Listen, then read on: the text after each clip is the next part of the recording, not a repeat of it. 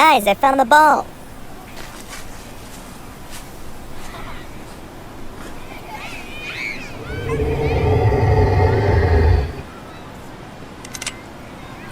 Oh, you found your ball. Don't shoot me.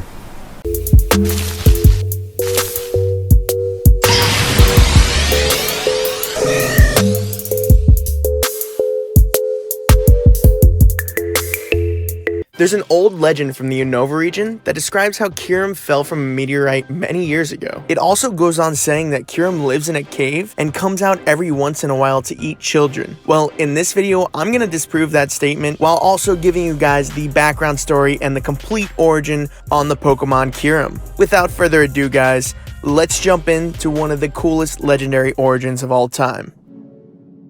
Kyurem was first brought into existence in the core series Pokemon titles Black and White, and then became a box art Pokemon, well, half box art Pokemon in the sequels for those games called Pokemon Black 2 and White 2, and yes, I know, they had the most original names ever. Not only did these games give a whole new spin on the story we first played through in Pokemon Black and White, but they also brought a whole new dynamic to the Pokemon franchise, introducing something known as DNA splicing, which allowed you to merge Reshiram and Zekrom with Kyurem, and in return you would either get White Kyurem, or you guessed it, Black Kyurem. I thought the DNA Splicer was an awesome addition in the great story these games already had, but I always thought it was strange that no other Pokemon could use the DNA Splicer, other than the two legendary dragons, of course. But I will explain why this is later in this video. Before I get into that, I need to address the elephant in the room. Yeah, and it's this old lady.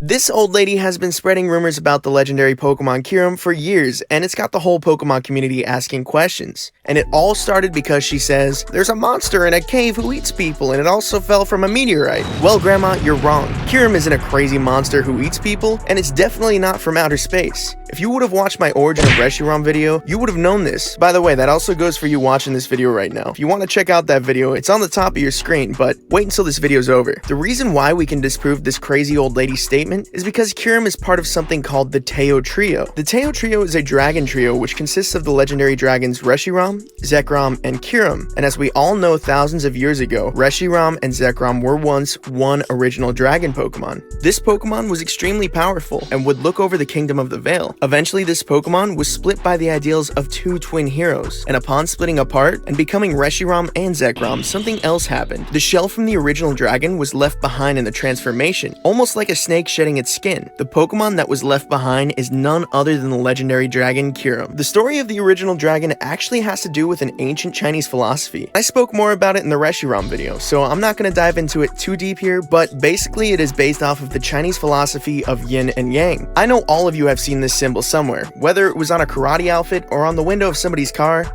Yeah, that's the times we're living in now. But looking at this symbol, what people don't look at is the outer rim, which is actually known as Wuji. Wuji represents the absence of truth or ideals. And in this case, it represents Kyurem. We can even confirm this correlation when we take a look at some of Kyurem's Pokedex entries. For example, its Black 2 and White 2 entry states that this legendary ice Pokemon waits for a hero to fill in the missing parts of its body with either truth or ideals. The truth or ideals this Pokedex entry is referring to is Reshiram and Zekrom. And knowing that Kyurem is just a shell of a Pokemon, it leaves one big question on the table. Is Kyurem even alive, or is it just an empty shell? Well, looking at Kyurem's anatomy, we see that Kyurem is actually completely frozen, and it's held together by ice. In its Pokemon Shield Dex entry, it states that it appears that this Pokemon uses its powers over ice to freeze its own body in order to stabilize its cellular structure. This basically means that Kyurem is a 9-foot snowman. If Kyurem were to even step out of its cave or dwelling place, it would probably melt, which may be the reason why these crazy stories like the grandma was talking about have been brought to life. I mean, let's be real here. If somebody came into my cave and if I were to step out and melt, you better believe that I'm eating anyone or anything that jeopardizes my life. Melting does not sound fun at all. Because Kyurem is an empty shell, it makes sense that it's the only Pokemon that can DNA splice. Because when it comes down to it, Kyurem is really just a suit of armor for either Reshiram or Zekrom. Now, the strangest thing about this all is that oddly enough, it is said that Kyurem is actually stronger than both Reshiram and Zekrom, but its frozen body keeps its its strength at bay.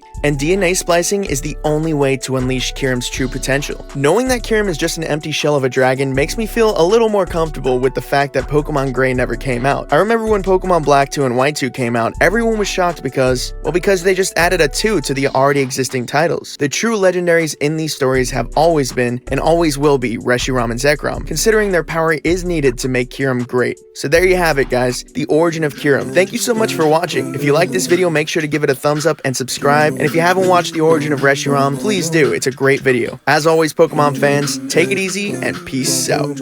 Make it 10. Subscribe.